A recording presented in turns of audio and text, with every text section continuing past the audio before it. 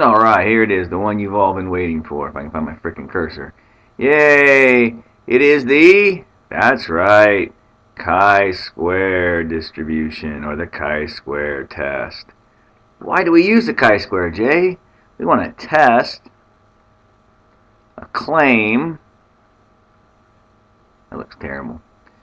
We're going to test some claim about the variance or the standard deviation.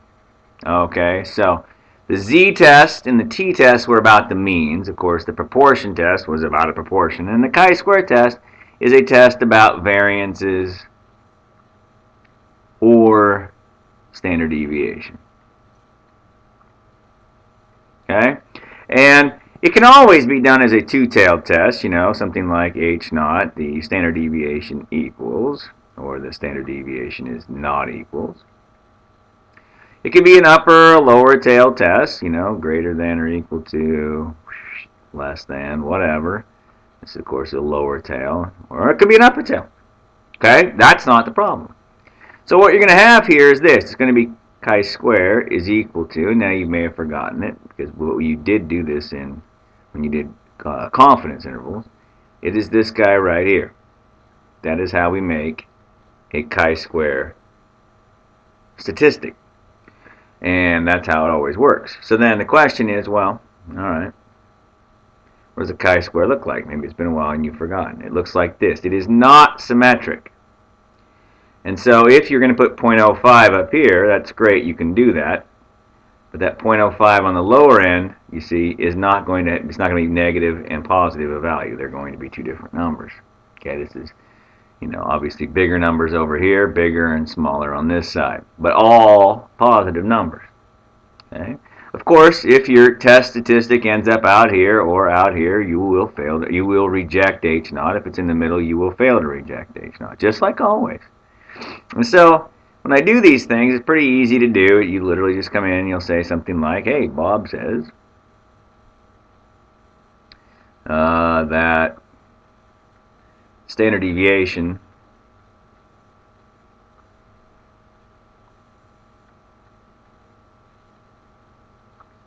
has increased.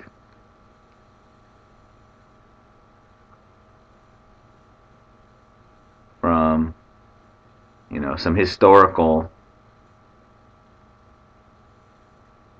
let's say 6, whatever it used to be. In other words, we have some history on this. We have some data, and it's always been 6.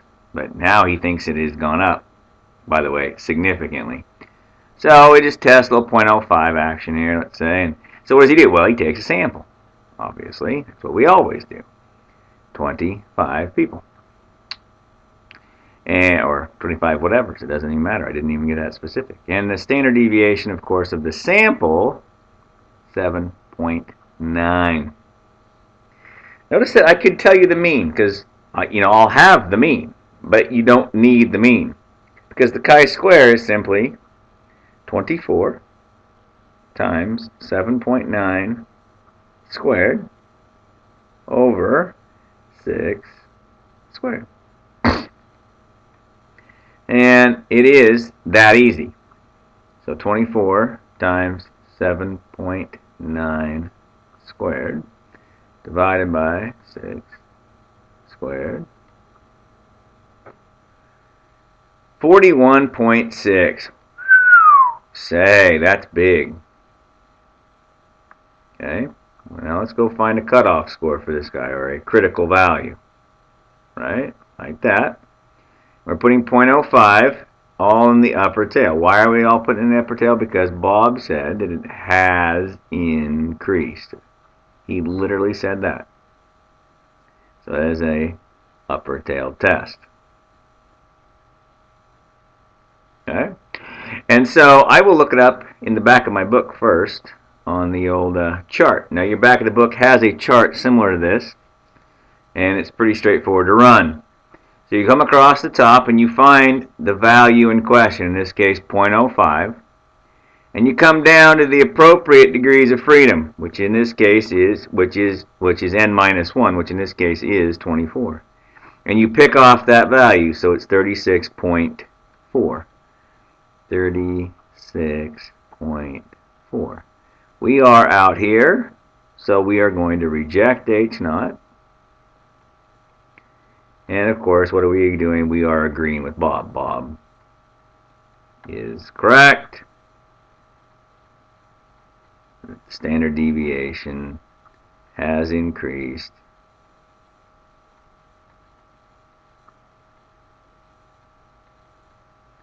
significantly. Now, this calculator will do inverse chi-squares. Okay. There are some other built-in other programs that you can add to the TI-84s that can do that. It's not that big a deal to me whether you have them or not. Quite frankly, I find it kind of annoying that I have to have this calculator in my hands. You know what I'm saying? I feel like I'd rather just have the ability to do it. I mean, if I have a calculator like the 89 that will do it, that's great. I would prefer to use Excel or the chart, whatever. Okay, but here's this deal. So 24. And when I hit enter, what's going to happen, you see, if I hit it, I'm going to get this chi-square so I did the inverse chi-square, and I must have typed something in funny. Oh, because I typed in 0.05 because I'm an idiot. Let's try that again. Inverse chi-square, you want area to the left, J. Pay attention to what you're doing. So it should be 0.95. Attaboy. So it should be 36.4. Well, what do you know? It is. Yes! Okay. Now, you're like, does it have a chi-square test? No. These calculators don't have a built-in chi-square test for this. Now, there's chi-square goodness of fit test built into this deal. And on the TI-83, 84s. But that's not the same test, so don't do it. Okay? So, there it is. Now, you're like, well, yeah, okay, cool. But could I actually find a p-value the way the computer does by using the chi-square CDF? And in fact, the answer to that is yes, you can. So in the calculators, you're going to go 41.6 is my lower bound, and I'm going to go from there out to infinity. Yes? And so to infinity. And I want the degrees of freedom to be 24. That is correct. And I hit enter. And I will get a p-value of 0.01. Do you see that right there? That is the p-value, 0.01. Well, that's less than 0.05. So again, what would I do? I would reject, you see, H naught. You can also use the computer for that. So it's equals chi-square dist. Okay? And our x is 24. What did I say? No, it wasn't 24. It was what? What was it? Oh, yeah, 36.4.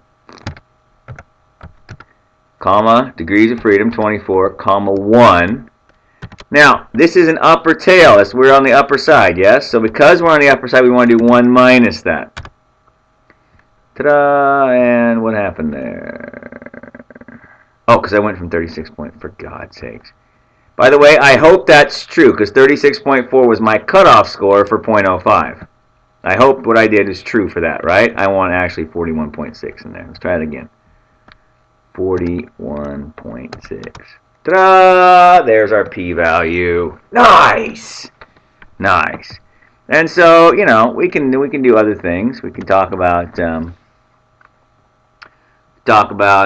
don't know, Callie feels the variance has changed over the years. It's changed from 10. In other words, so I don't know what this is about. You could add your own story in there. Callie, who runs the hemp clothing store at Saturday Market, feels the variance of the amount of money people have spent over the years has changed from $10. A variety of ways you could feel it. But again, that's the gist of it. Somebody has made a statement. She felt it has changed. I just heard a two-tailed test. How about you? I heard it used to be 10. I hear she doesn't think it's 10 anymore. Oops. Now, notice I made a problem. Please don't fall into that trap. Please don't do that. You have the benefit of not having to talk while you do this. Notice she said the variance. So I'm going to make sure I put variance in there. Okay, so What does she do? Well, of course, she takes a sample because that's what we always do. At some point, you're going to be like, come on, Jake, quit saying that. Well, why 31? You'll see in a minute the table only has certain values in it. And she found that the standard deviation is 3.95. And you're like, what? Well, listen, its chi-square is 30 times 3.95 squared. Don't be fooled, people. Sigma squared is already equal to 10. Huh? Do you see that? Lots of people will be fooled. Don't let you be one of them. Because under H naught, sigma squared is already equal to 10. Do you see that? That's key. So if you square 10, you get 100, and then you get this teeny tiny number. It'd be no good. Okay? So we're going to go 30 times 3.95 squared divided by 10. And we get something like 46.8, which is, again, fairly healthy. Okay? That's our test statistic. Now, did we ever talk about an alpha? We did not talk about an alpha. So let's put an alpha out here, shall we? Now, we are saying this deal here. We're going to put 0.025 out here. And we're going to put 0.025 out here as well. 0.025.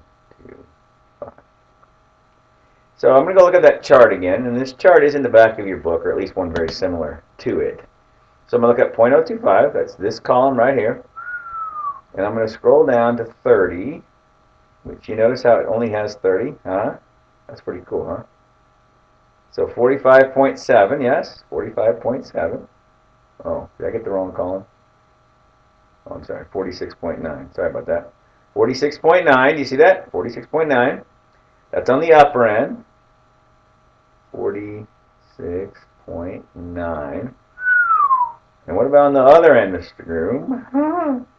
So on the other end, you're going to look up 0.975, which is the third column over. Yes? Boom. So this is, again, this chart has always been historically set up from the right, which is weird from all of the rest of our charts, yes? And so, but there it is. So it's the third column over, and so it's going to be 1, 2, 3, it's going to be 16.79. So this is 16.79. Look where we are, friends. Oh, boy. We are going to what? Fail to reject. Sorry, Callie. You're wrong. So the variance has not changed.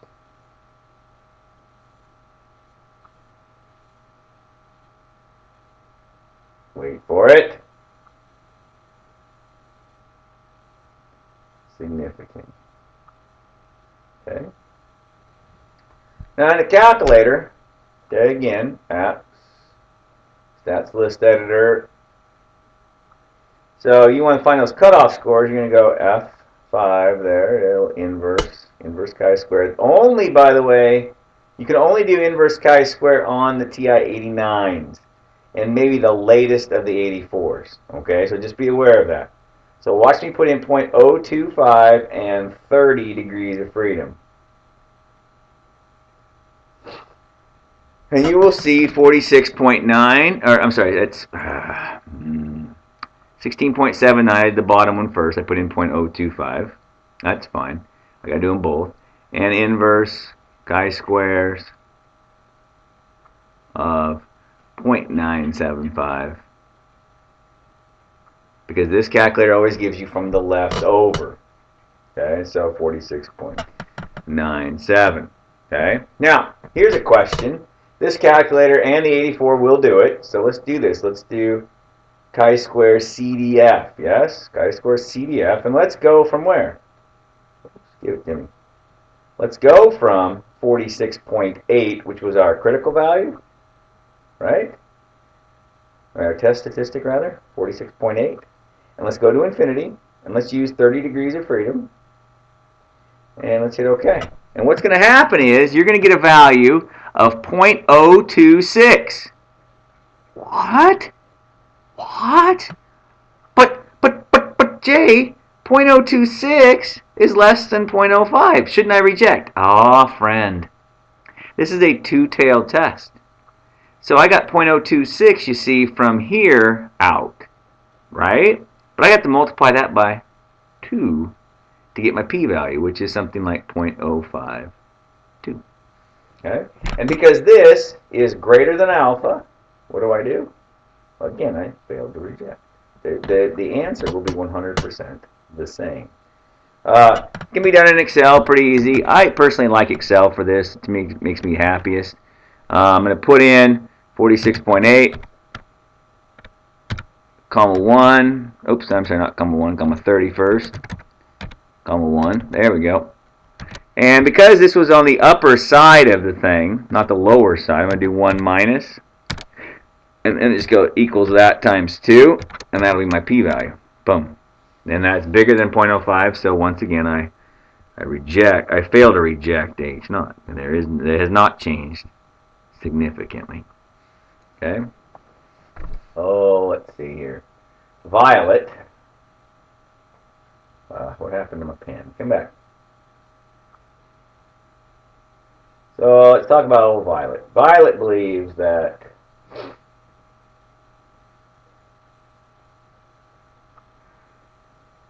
yes, Violet, school principal, and she believes that the standard deviation of the number of referrals is less than 4. Okay. Does that mean the kids are better? No, it just means they're more consistent. Huh? Because what happens oftentimes is it doesn't mean that if you have less variability, doesn't mean that you're better. It just means you're more consistently, it could be consistently crappy. Okay? Now, to be honest with you, for years, people have given variance and standard deviation kind of the short shift when it comes to how important it is in terms of statistics. Here's the deal. I always like to picture going to a Saturday market or a farmer's market kind of deal, and because a friend of mine brews his own homemade kombucha, and when you go to buy it when he first started making it, well, I still mock him for it, but when he first made it, I was like, I'm sorry, you made what? And I'd never heard of it. I tried it, and it's all right. It's not my thing, but it's all right. And over the years, last by 5 or 6 years, he's got to the point where he makes really good kombucha, and it's consistent. Okay, the taste is the same every time, and that's a big deal. But when you go to a farmer's market, well, there's, you got it from so and so, and it's a little hit and miss, but you justify it because it's artsy fartsy and isn't that great. Okay. If you go to the store and you get some kombucha that's, it's a little up and down, you don't drink it. And why don't you drink it? Because we know the stuff we buy at the store, we expect it to be what? Exactly the same every single time. Take it to the bank. And the same thing is true when people go on vacation. Frequently they find themselves eating at Applebee's, McDonald's, whatever. Places where they wouldn't necessarily eat at home because, quote, they're generic, they're just gross, they're da-da-da-da-da. But you know what they are? They're consistent.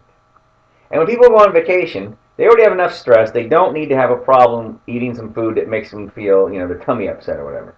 So where do they go? They go somewhere where they know it will be exactly the same every time. And that's the idea of the standard deviation. We pay attention to standard deviation and variance when we're doing manufacturing and so forth, because it's all about product consistency. You would not buy bottles of ketchup where there was, they were all pretty much the same level in the ketchup bottle, and one was down like 2 millimeters. You'd go, I'm not buying that one, they're ripping me off. All right? Even though the average coming off the line might be exactly the same every time, the average, but the standard deviation might have swollen a little bit, And then people are getting upset because they are maybe getting ripped off. Now, of course, they won't complain if they get more ketchup, but they're sure going to be upset if they don't get enough ketchup. Okay? And so this is kind of a big deal. So to say that the referrals, the standard deviation is less than before, doesn't mean the kids are getting better. It means they're getting more consistent. And so another way of saying that came up the other day I was noticing as I was talking to some students, because everybody's always talking about how, oh, there's no difference in in math scores, men or boys and girls, whatever. And you know what? They're right. Although I will have said over the years that consistently some of my better math students have been male, right? This is the high school. This is in calculus and differential equations and all the other classes, the upper level, okay? Pretty consistently, the most highest performers have been there. However, when you average in the low end, which is heavily populated by males, the average in the classes, or in terms of how well they do, pretty much is consistently, there's no difference between them.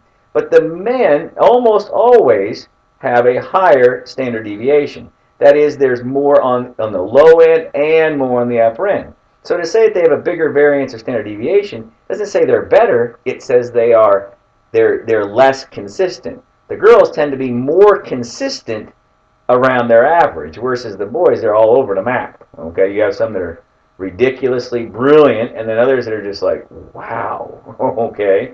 But what I'm hearing here is it's less than before. That's what Violet said. She's probably a school principal or something. Who knows what she is? And so, but less than before, which was, I don't know, let's make one up, which was 5. Which was 5. Cool. So this, I guess 5, maybe that's 5 per day, 5 referrals per day. That was our standard deviation. I don't know. So what does she do? Well, she takes a sample. And of that sample, she found that the standard deviation was 4.5.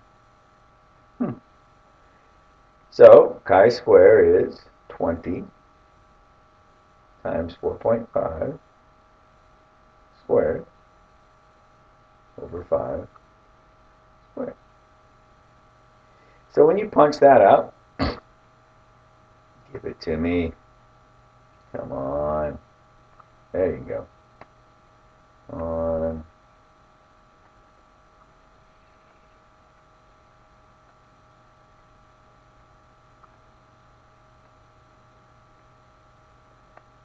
Divided by 25, right? So I get 16.2 for a test statistic. Well, I need a critical value. So on my critical value, it's going to be on the lower end this time. This is a big deal. Pay attention to that one. So did we say an alpha yet? I don't think we said an alpha yet. Let's do alpha is 0.1. So we're putting 0.1 down here. Now on that chart, pay attention to this. This is again we're going from this direction. So 0.1 on this chart is going to give you the upper side. 0.9 is going to give you the lower side. So it's right here. It's 12.4. 12.4. And look where we are. We are over into here somewhere. So our decision is to fail to reject. And you can say Violet is wrong because she said it had gone down and she was wrong. But you don't have to say she was wrong so much as, you can quote that or not, but what? The variance, or the standard deviation, I guess that's what she asked about. The standard deviation has not decreased. Has not decreased. There's an A there somewhere. Significantly. Does that make sense? It has not decreased significantly. And again, you can talk about how Violet is wrong or this and that. That's fine. But again, fail to reject H naught. It has not decreased significantly. Again, in the calculator, apps, Flash apps, stats list editor. There it is. Boom. And so again, I can find the critical value by doing inverse chi-square. Now, make sure you remember that on the calculator or the computer, it's always to the area to the left. That's not true on the charts. That's just how those charts have always been set up. I don't know why. No one asked me. And what did it say? 13? No, it says 12.4. Oh, by God, that's what it is. Nice. And if you go F5 chi-square CDF, boom, and we're going to type in, but notice this time it's a lower bound, so we're going from negative infinity to 16.2, and I'm telling you right now, this sucker will have a p-value bigger than 0.1. Yo, it does. It's almost 30% chance of that happening. Okay, now down here in this thing, you can do equals chi-square dist, which is right there. And we're going to type in our number, which was 16.2. Remember, this was on the lower end, so we do not need to do 1 minus this time. And look at that, there's our p-value. Okay? So we can do these till the cows come home. Again, the thing I want you to remember about the standard deviation in when we're doing chi-square tests, or when they're testing for variances in standard deviation. This is a big deal, again, in manufacturing, because you don't want a lot of slop. Okay, people will put up with a lousier product as long as it's consistently lousy. One of my favorite commercials of all time was in the Super Bowl a couple of years ago. Budweiser put out a commercial. It was called Macro Brewed. Okay, the idea that very scientific about it. That is, everything is to the letter. I mean, it is just perfect. There is no slop. I don't care where you crack open a Budweiser anywhere in the country, it will always taste the same as anywhere else in the country. Okay, think about how weird that would be if that wasn't true. Okay, the same thing is true for saltine crackers. Ritz crackers are made. Ritz crackers are made all over the country in different bakeries all over the country. Think about it would be like if you tasted a Ritz cracker here and then you went to Atlanta and it would taste it differently. And people would be like, what's going on here? This is not okay. It has to taste the same. And that's a big deal. Versus the idea of microbrewed is, you're doing small batches and it's that kind of that artsy thing, and there could be some slop to it. And so this test is huge in manufacturing because what do? Every day you take off, let's say, I don't know what I was going to draw. I was going to draw a ketchup bottle. Yes, I like my ketchup. Which is weird. I really don't eat that much ketchup. But here's some ketchup. Let's say I took off 12 of these bottles of ketchup. No, I'm just going to say there's 12 of them. Oh, I suck at drawing. This is why I teach math, friends. Nice. If I took off 12 bottles of ketchup off the line as it comes down the assembly line, and I weighed them, or I measured out how much ketchup was put into them, sure, the mean is supposed to be, let's say, 64 ounces. But you know what? I don't think there's ever going to be a whole lot of slop. Now, if one of the machines breaks down and I started getting something like 65 ounces in a deal. Boy, and you be an ounce off. Heck, you could be a quarter ounce off. Man, shut the machinery down right now. There's a problem. Because it wouldn't take much for it to be significantly different, okay, than what it's supposed to be. I'm supposed to be packaging 64-ounce bottles. I want them to be 64-ounce bottles every single time. But here's the deal. I could run a t-test on this, and it might pass. Okay? It would say, yeah, sure, they're 64 ounces. I would set up the test. I would say H naught, the mean is 64. It's not 64. And there's no reason why I did a t-test and then I only did 12 of them. If I could have taken a sample of 50 of them and done a z-test. That's not important. But listen, if I failed to reject, what am I saying? It says I am putting out ketchup bottles that are indeed have an average of 64 ounces per bottle, which is great. Here's a problem. One of them might be this full. One of them might be this full. And a bunch of them might be this full. Well, people are not going to be happy if they're getting this ketchup bottle. And so what I want my standard deviation to be tiny. And so I might do a test like this. That the standard deviation needs to be equal to something like 0.01 ounces or something. By the way, that's not much. You're not wrong. Versus not equal to. Again, and maybe I'm a little overbearing with a hundredth of an ounce, but it's pretty small when they test these things. And I test these like every hour. And I pull off 12 bottles every hour, or 15 bottles or 40 bottles or whatever it is. Because you know what I don't want to send out? I don't want to send out bottles where I have a lousy quality control, because people will then quit buying my product. Not because it tastes bad, because they feel like they're getting ripped off. Even though they're not, they feel like they're getting ripped off. And then they'll go on Yelp or some other kind of thing and go, don't buy Jay's ketchup because he's going to screw you. We don't want that. That's horrible. That is the fastest way to lose customers. Not because you have a bad product, because you have an inconsistent product. That's the worst thing. So then you do a chi-square test on this literally 4 or 5 times a day, 6 times a day, whatever. Maybe it's every hour. And you do this test. And then you do this. And if you ever reject H naught, what do? You shut the machinery down. Shut it down. Because there's a problem. Okay? Well, what's the problem? Well, I don't know. Something's messed up. One of the nozzles that's squirting it in, something's wrong.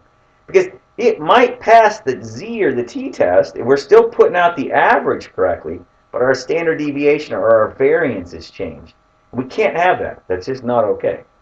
Okay? So, oftentimes, and I think it's sad, to me personally, I like to make a bigger deal about this than I do about some of the other tests. Because I think a lot of times, the average, well, everybody gets the average. The standard deviation is kind of a big deal. And I think most of us probably don't, I think most of us probably realize that in life there's always going to be a little slop either side, right? I mean, that's the whole point of standard deviation or variance. But I think we also realize that we would like it to be as consistent as we can possibly get, okay? And so, especially when it comes, again, to manufacturing or something of that nature, the more consistent we can make our product, the better we're going to be from a business standpoint. So, anyway, I hope you take that. That's something I hope you take away from this. And then maybe you can use it down the line somewhere else.